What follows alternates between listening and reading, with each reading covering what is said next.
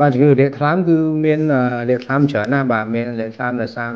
virus គឺមាន A B C មានលេខថ្លើមខ្លះដោយសារខ្លាញ់យើងខ្លាញ់ក្នុងខ្លួនយើងហ្នឹងកាលណាវាយើងញ៉ាំវាធាត់ដុសបាទពោះធំទៅវាឲ្យខ្លាញ់ហ្នឹងចូលក្នុងថ្លើមវាឲ្យលេខថ្លើមដែរអាហ្នឹងក៏ជាលេខថ្លើមដោយសារស្រាលេខថ្លើមដោយសារថ្នាំពេទ្យញ៉ាំថ្នាំពេទ្យច្រើនក៏ឲ្យលេខថ្លើមបាទហើយបើយើងនិយាយថាបន្តមកពីមេរោគមកពី virus គឺ ABC ហ្នឹងA គឺជា virus មួយយ៉ាងដែលឲ្យលេខថ្លើមតែវាមិនបង្កឲ្យមានគ្រោះថ្នាក់អីទេព្រោះភាគច្រើនវាលាកហើយវាជាខ្លួនវាបាទហើយជួនកាលពេលដែលវាលាកថ្លើមហ្នឹងវាមិនឲ្យរោគសញ្ញាយើងដឹងផងនៅប្រទេសកម្ពុជាយើងនៅពេលដែលខ្ញុំមិនដឹងថាស្ថិតិការសិក្សាឥឡូវយ៉ាងម៉េចតែក៏ប្រហែលមិនខុសគ្នាកាលពី10ឆ្នាំមុនអ្នកដែលអាយុ8 10ឡើងទៅគេធ្វើតេស្តឈាមទៅសឹងតែមានអង្គទីក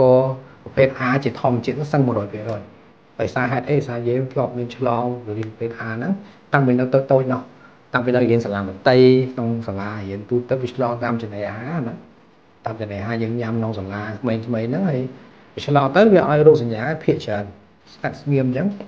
ហើយអ្នកហ្នឹងគាត់ជាទៅមានអង្គទីកដូច្នេះជាវិរិយប្រភេទ A មិនមែនជាបញ្ហាចំពោះប្រទេសយើងទេបញ្ហាគឺប្រទេសយើងគឺ B និង C បាទអា B ហើយ C នេះគឺវាឲ្យអាលាកថ្លើមរ៉ាំរ៉ៃហើយថ្លើមកណ្ដាលអាលាករ៉ាំរ៉ៃគឺវាឲ្យផលវិបាកទៅថ្ងៃក្រោយវាឲ្យក្រិនថ្លើមនិងមហារីកថ្លើមបាទក្រិនថ្លើមនិងមហារីកថ្លើមអញ្ចឹងអា B ហើយ C នេះគឺឲ្យរ៉ាំរ៉ៃអ្វីដែលជាការចាប់អារម្មណ៍គឺពួកជំងឺអាលាកថ្លើមហ្នឹងអត់ងាយឲ្យរោគសញ្ញាឲ្យដឹងទេបាទជំងឺថ្លើមហ្នឹងប្រភេទ ABC ឬក៏ ABC ហ្នឹងបើយើងចាំដល់មានរោគសញ្ញារបស់យើងទៅពេទ្យគឺជាការមួយដែលខុសធ្ងន់ព្រោះរោគសញ្ញារបស់វាមានប្រហែលជា1 ទៅ 2% ដែលមានចេញជារោគសញ្ញាឲ្យលឿងភ្នែកឲ្យអីហ្នឹងប្រហែលជាភាគតិច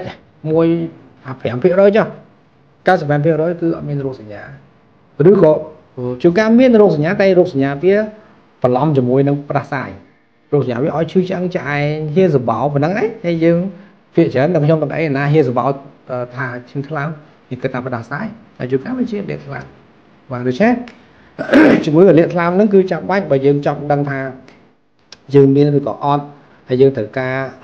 អន្តរាគមន៍វាមុននឹងឈានទៅដល់វាគ្រោះថ្នាក់គឺយើងមានតែទៅបណ្ឌិតសុខភាពទេបាទទៅមើលឈាមមើលអីបណ្ឌិតសុខភាពព្រោះការដែលយើងព្យាបាលវាបាន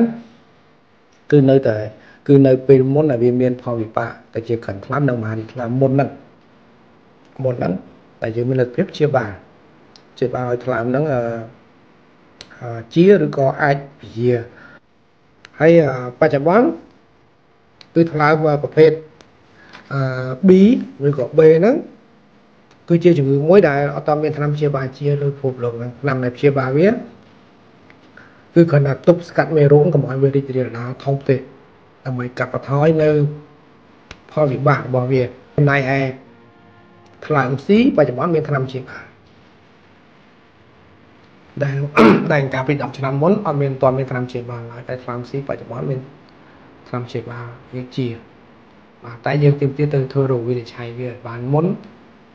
នឹងថ្លើមនឹងរឹងតែថ្លើម B អត់មានថ្នាំព្យាបាលតែវាមានវ៉ាក់សាំងចាក់ការពារដូច្នេះបានជាបច្ចុប្បន្នរដ្ឋាភិបាលយើងបានបញ្ចូលវ៉ាក់សាំងប្រភេទ B នៅក្នុងកម្មវិធីជាតិរួចហើយដែលនៅពេលដែលកូននឹងកើតមកត្រូវមានវ៉ាក់សាំង B នឹងរួចហើយ